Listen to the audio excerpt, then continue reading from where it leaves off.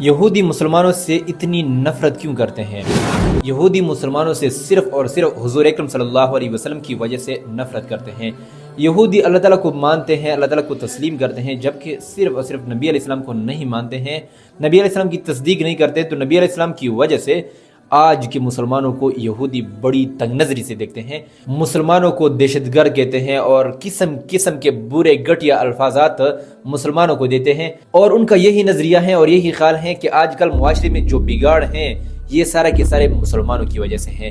لیکن آج کی ویڈیو میں آپ لوگوں کے ساتھ چند ایسے حقائق شیئر کروں گا کہ آپ اس کو اپنی Google, chat G P T اور قسم قسم کے ذرائع سے معلوم کر سکتے ہیں کہ واقعی یہ ٹھیک ہیں یا نہیں ہیں۔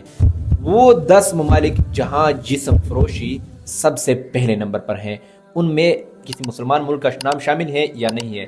سب سے پہلے نمبر پر ہے تائی لینڈ میں جسم فروشی سب سے زیادہ ہوتی ہیں، اور دوسرے نمبر پر ہے اٹلی، اور اس طرح تیسرے نمبر پر ہے جرمنی، اور چوتھے نمبر پر ہے فرانس، چھٹے نمبر پر ہے ناروے، اور 7ویں نمبر پر ہے بیلجیم۔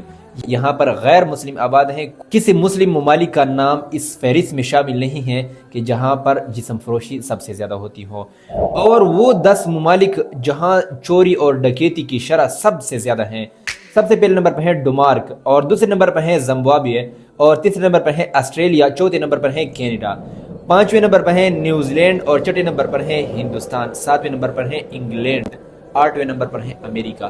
اس فہرست میں بھی کسی مسلم ملک کا نام شامل نہیں ہے۔ تو پھر جو لوگ ہمیں دہشت گرد کہتے ہیں اور برے القابات کہتے ہیں اور کہتے ہیں کہ آج جو بگاڑ معاشرے میں ہیں یہ مسلمانوں کی وجہ سے ہیں، تو میں پوچھنا یہ چاہتا ہوں کہ یہ تو تمہارے سارے ممالک ہیں جہاں پر تم آباد ہو، پھر مسلمانوں کو آپ برا بلا کیوں کہتے ہو؟ اور میں یہ نہیں کہتا ہوں کہ مسلمان سارے کے سارے ٹھیک ہیں، مسلمانوں میں بھی جسم فروشی ہیں، مسلمانوں میں بھی چوری اور ڈکیتی ہیں، غنڈہ گردی ہیں، مسلمانوں میں بھی زنا کرنے والے ہیں، لیکن آپ کی بنسبت، تمہاری بنسبت مسلمانوں میں کم ہے۔ تو اس سے یہ معلوم ہوتا ہے کہ یہ بگاڑ جو ہے یہ مسلمانوں کی وجہ سے نہیں ہے، بلکہ یہ بگاڑ تمہاری وجہ سے ہے۔